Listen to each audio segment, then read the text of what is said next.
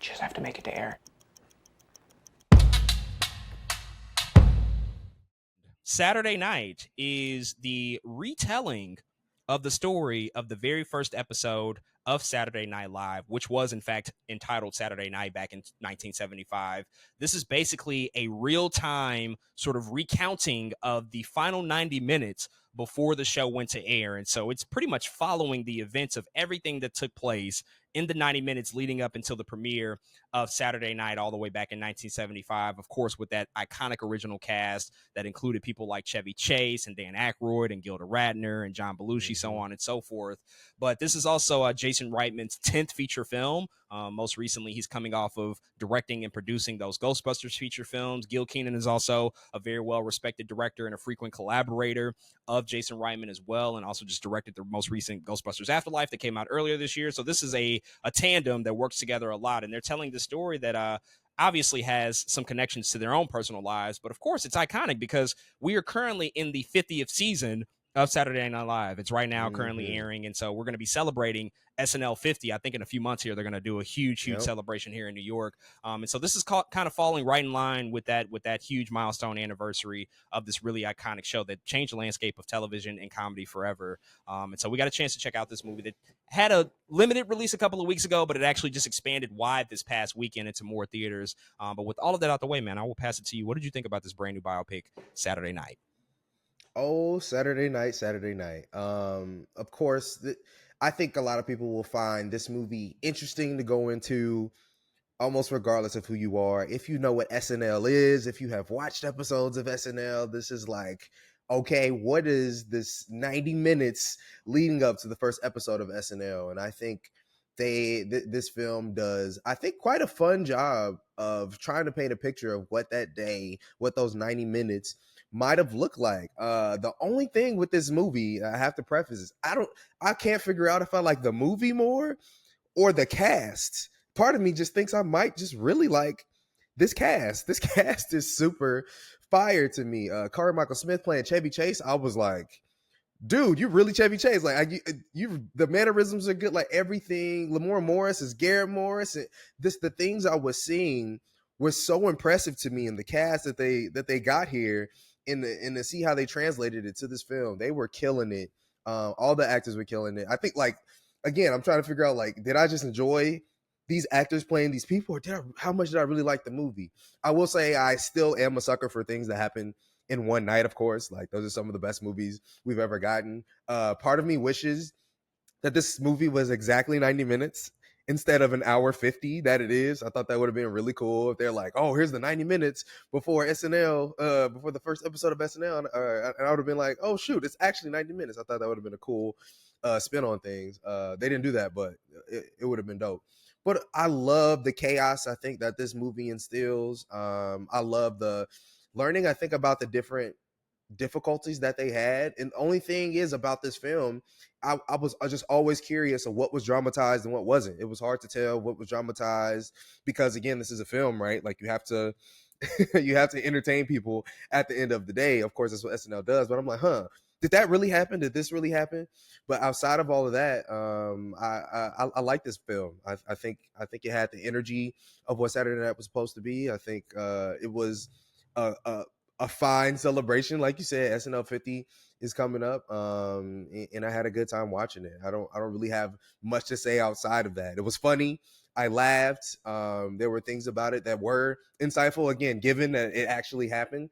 But other than that, man, I was just rooting for the cast, and I think the cast did tremendous. They were definitely my favorite part of the film.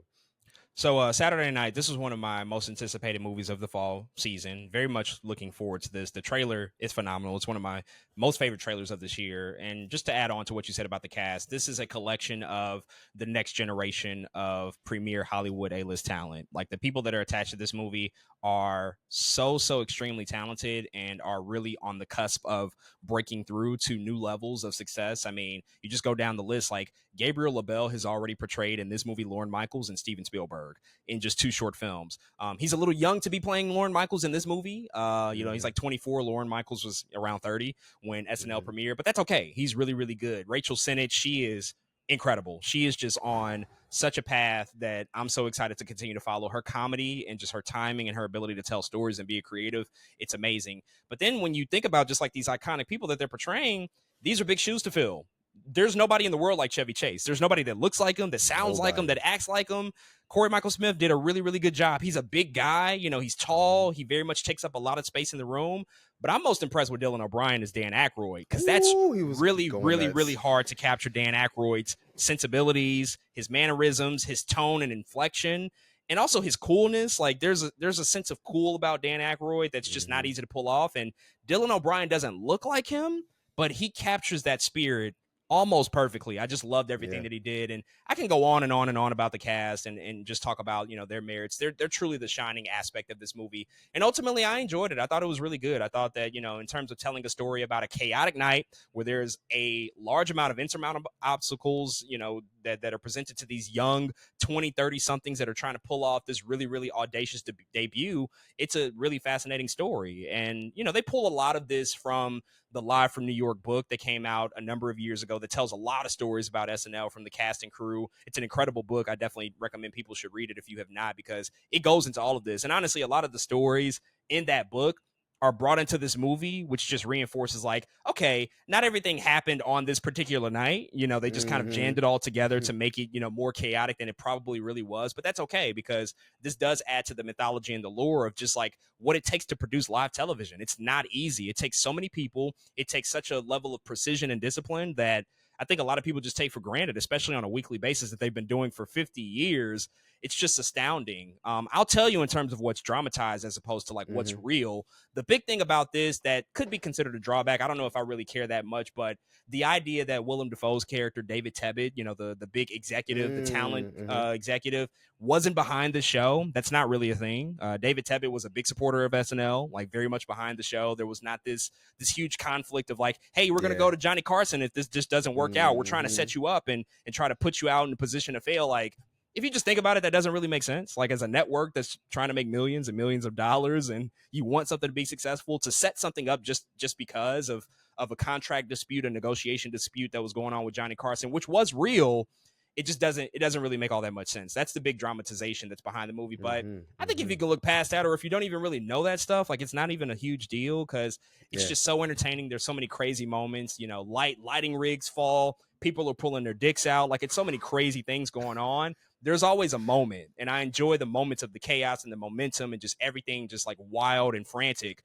What I didn't enjoy as much is just like the moments where they slow down. Like anytime they Mhm. slow down the story, because they kind of have to. You can't just tell like a nonstop, frenetically paced 2 hour movie. But the moments where they slow down is where I'm like, this stuff doesn't really work that much for me. I'm not getting a ton out of the characters. I'm not learning a ton Yeah. about them individually, Mhm. because I don't know if you need to tell us all that much. I mean, it's John Belushi and Dan Aykroyd and Chevy Chase. Like, we know a lot about these guys, but at the same time, I feel like that they were just kind of placed there just to allow for moments to breathe, not necessarily because the Mhm. story necessitated that slowdown. But when you're in movement and in motion, and Yeah. everything is just presented to Lorne Michaels as another challenge that he has to have, somehow figure out and overcome.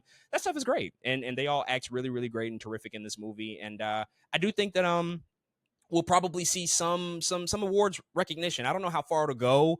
There's so many people in this movie. Like, I can't say somebody's going to stand out as like a best actor or anything like that. Mhm. There's just so many people a part of it, so nobody really gets to shine in that respect. But I do think that it's going to be a massive crowd pleaser, especially for fans of SNL or just fans of like a lot of these figures and these iconic actors that we've known for all these years. And so I enjoyed it. It's a great popcorn movie. It's a great movie that a lot of people can enjoy. And ultimately, I think it's going to go pretty far when we talk about awards movies come next year. But folks, those are all of our thoughts on the brand new SNL biopic Saturday Night. If you've checked this out, hit us up and let us know what you think.